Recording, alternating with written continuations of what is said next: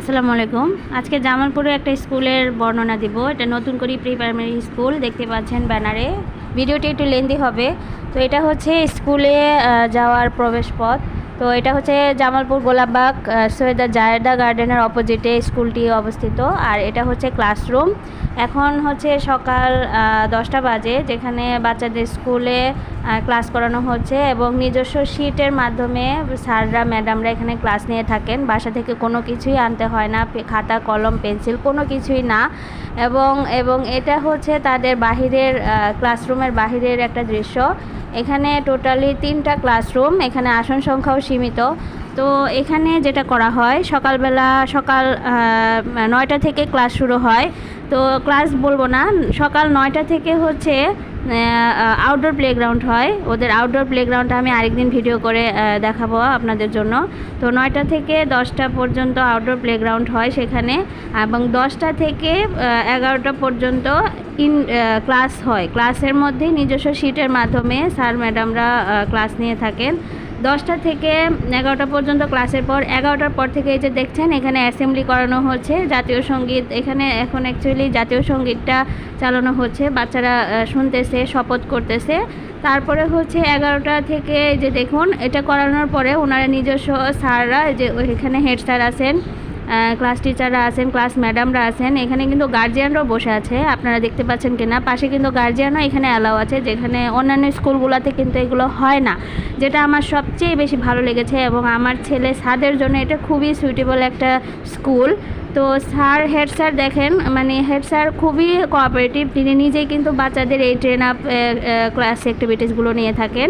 তো 11টা থেকে 12টা পর্যন্ত 1 ঘন্টা ইনডোর প্লেগ্রাউন্ড হয়। ইনডোর প্লেগ্রাউন্ডটা ক্লাসের ভিতরেই, মানে ওনাদের আলাদা একটা স্পেস আছে। এখানে ওনারা বাচ্চাদের এই যে এরকম ব্রেন ডেভেলপিং, ব্রেন বুস্টিং অ্যাক্টিভিটিসগুলো করিয়ে থাকেন। তো এই সেশনটার জন্য আসলে বাচ্চারা মানে ক্লাস নেওয়ার পরে একটা ইনডোর প্লেগ্রাউন্ডের পরে আবার হচ্ছে একটা জুসের ব্যবস্থা করে থাকেন, ড্রিঙ্কসের, যেখানে হোমমেড হচ্ছে বানানো হয়। মানে ওনাদের নিজস্ব মহিলা আছেন যারা এগুলো তৈরি করে থাকেন। তো এগুলো খাওয়ানোর পরে তারপরে হচ্ছে একটা ভারী খাবার দেওয়া হয়, যেটা হচ্ছে সম্পূর্ণ স্কুল থেকে তৈরি করা হয় এবং খুবই স্বাস্থ্যসম্মত বাচ্চাদের জন্য। কখনো খিচুড়ি, কখনো নুডলস, অনেক কিছুই দেওয়া হয়, কাঠবাদাম। তো আপনারা এই স্কুলটি অবশ্যই ভিজিট।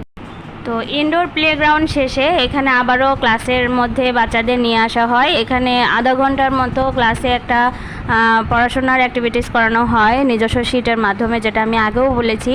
তো আউটডোর প্লেগ্রাউন্ডের পরে ক্লাসের পরে ইনডোর প্লেগ্রাউন্ডের পরে স্ন্যাক্স প্লাস একটু ভারী খাবার দাবার, যেটা স্কুল থেকেই ওনারা সরবরাহ করে থাকেন এবং আলাদা একটা চার্জ নিয়ে থাকেন, যেটা খুবই সীমিত আমি মনে করি এখনকার বাজারে। তারপরে হচ্ছে ভারী খাবারের পরে ওনারা আবারও ক্লাসের ব্যবস্থা করেন, তারপরে হলো ছুটি হয়ে যায়। মানে টোটাল সকাল 9টা থেকে দুপুর 1টা পর্যন্ত ক্লাসগুলো হয়ে থাকে। আর সবচেয়ে ভালো বিষয় হচ্ছে এখানে গার্জিয়ান অ্যালাউ করে। তো আপনাদের কেমন লেগেছে অবশ্যই জানাবেন। ধন্যবাদ। আমি যেটা মনে করি আসলে এখনকার স্কুলের পরিবেশের ধরন অনুযায়ী প্রি প্রাইমারি স্কুল বলতে আমরা বাচ্চাদের ব্রেন বুস্টিং আসলে লার্নিং অ্যাক্টিভিটিস বুঝে থাকি, যেটা এখানে একমাত্র জামালপুরে আমি এই প্রতিষ্ঠানটিতেই দেখতে পেলাম। তো আপনাদের ছোট ছোট বাচ্চা যারা আছে 3 থেকে 6-7 বছরের মধ্যে, তারা অবশ্যই এখানে একবার হলেও ঘুরে যাবেন। এখানকার অ্যাক্টিভিটিসগুলো এবং পড়ানোর যে মাধ্যমগুলো, মিডিয়া, তারপর বিভিন্ন পিকচার, বিভিন্ন কালারফুল ছবি, এগুলোই তো বাচ্চারা পছন্দ করে, তাই না? এখন এগুলোর মাধ্যমে যদি কোনো স্যার ম্যাডামরা এভাবে পড়াশোনা করে থাকে তাহলে অবশ্যই বাচ্চাদের জন্য ভালো।